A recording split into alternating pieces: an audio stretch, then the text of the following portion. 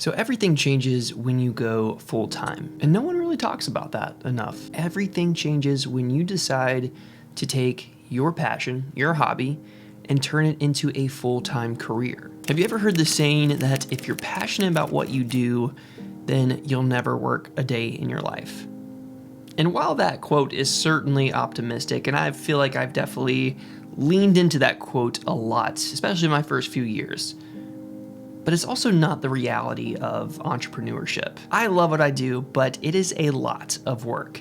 And the reality is that some days I am inspired to create, but most days it's kind of the last thing that I really want to do. And it seems that once you monetize your passion, it just doesn't feel the same as it used to. And it doesn't mean that you don't still love what you do. There's now just this list of responsibilities. There's bills to pay, deadlines to meet, expectations, and this pressure to create instead of that unadulterated feeling of joy to create. And I first experienced this at the end of my first full-time year back in 2017. I had filmed over 42 weddings. I filmed and edited every single one of them. I made over 6 figures that year.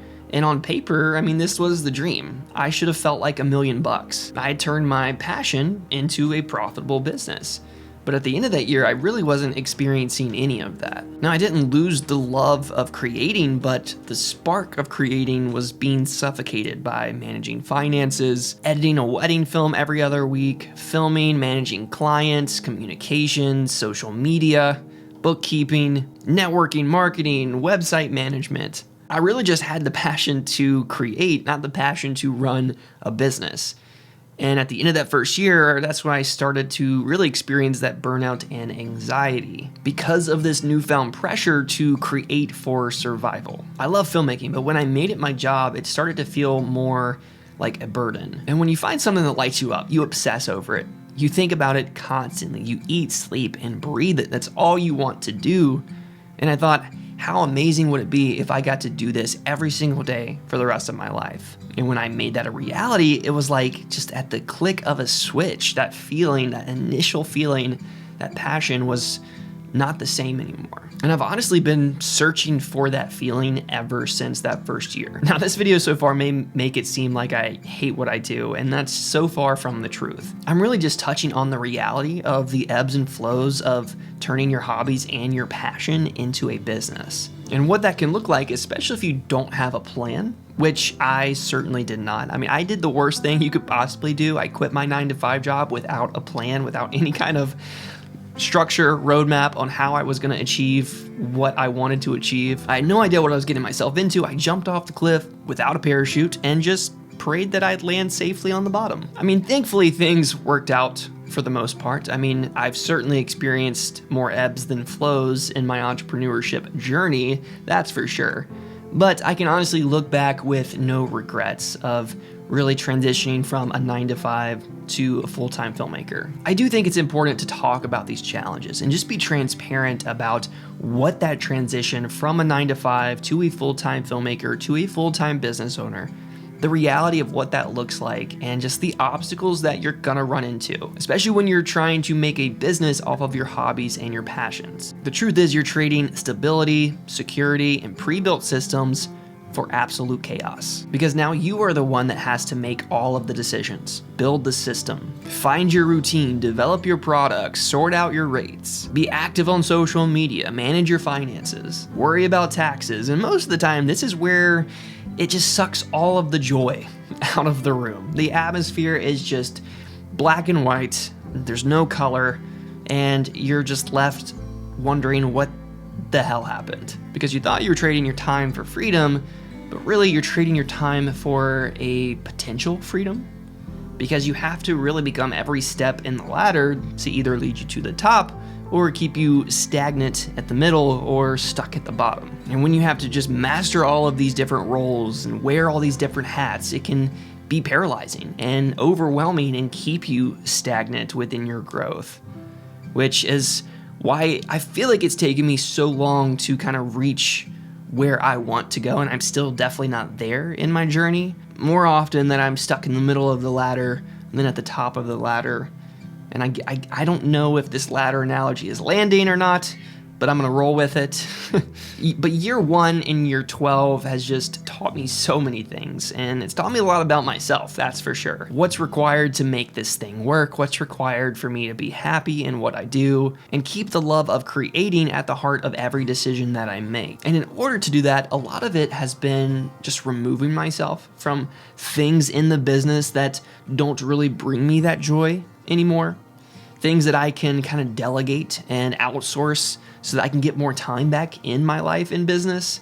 And for me, that's where Uncut Gems has just really been a game changer and a lifesaver when it comes to just finding myself as a creator again, so that I can get more time to create for the joy of it versus creating for the necessity of it. And if you're in a similar spot and you need someone to just alleviate those stressors, head over to Uncut Gems. They can definitely take care of you guys. They have done wonders for me in my films so far, and I know that they will take care of you as well.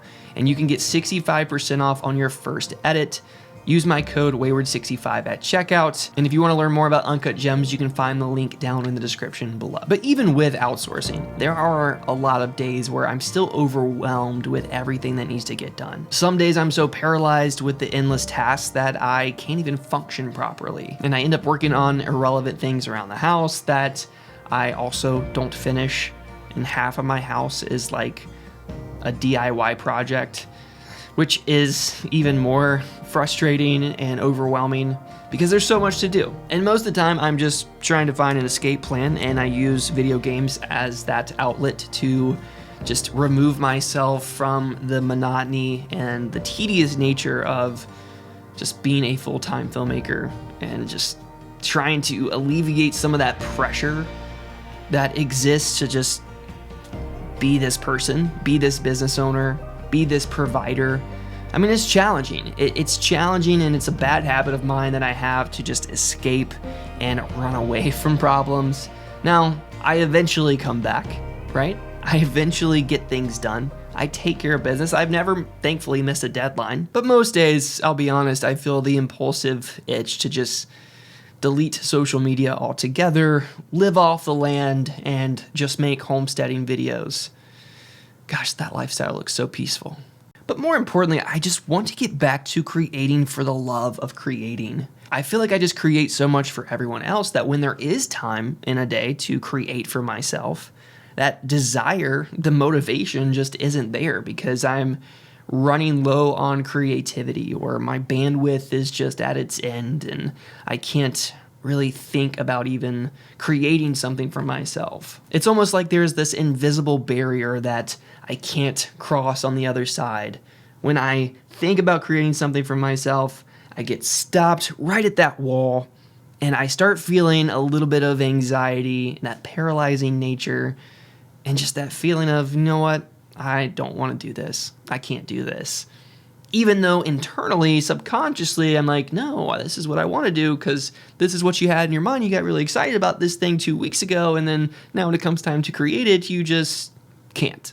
And I think that's just because of when you go full-time too, you open the door to a lot of inevitabilities and overwhelm, burnout, anxiety, comparing yourself to others, and just not feeling accomplished in your own work or that you've achieved enough, and that imposter syndrome hits you, and just all of those things constantly, that noise that just comes at you. And if you start listening to that noise over time, it can kind of keep you from doing things that you truly love. And what I've really found that has helped me over really the last, year, especially being consistent on YouTube, is the only way to get rid of that noise is to push through that noise. I mean, I could sit back moaning, groaning, wishing, hoping, doing all the things that are not productive. But really, you just have to get out and create. You have to stop overthinking it. And this is me talking to myself. So Jared, if you're watching this, stop overthinking. Because while it's true everything does change when you go full time, it can also change in the absolute best way. While I may not have the fire that I once had in the beginning, I'm grateful for the opportunities that I do have. I'm grateful for a business that allows me to provide for my family and for things that I want to do. I'm grateful for the community that's been forming on YouTube over the last 4 years because I've just been disciplined and consistent in posting and creating for everyone else. And especially for these skills and the life lessons that entrepreneurship has certainly taught me over the years. And all the things I'm really able to do because I decided to turn my passion into a paycheck.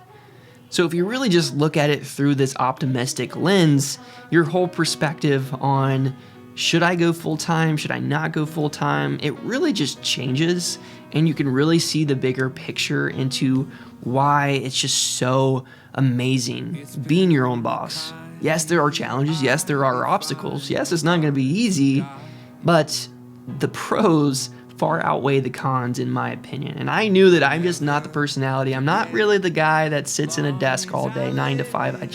That constraint, that feeling of, look, you don't have the opportunity to get up, walk out, and go do whatever you want now. You can't go do dishes, or you can't go mow the grass, or you can't fix up this, you can't go film something. You're bound to that desk from 9 to 5. And yes, while there is structure and stability and financial security there, it's ultimately not the life that I really wanted for myself. And I would rather struggle, I'd rather go through these seasons than lie to myself and feel that I am wasting an opportunity that God really called me to. So yes, everything does change when you go full time, but if you stick it out, if you stay with it, there's a lot of good that can come out of it. But that's my soapbox. Thanks so much for listening, guys. If any of you can relate to this, if you resonate with this situation and just that feeling that I have talked about in this video, I'd love to hear from you guys. So drop a comment below, and until next time, keep creating and telling beautiful stories. Peace. Is yet to come.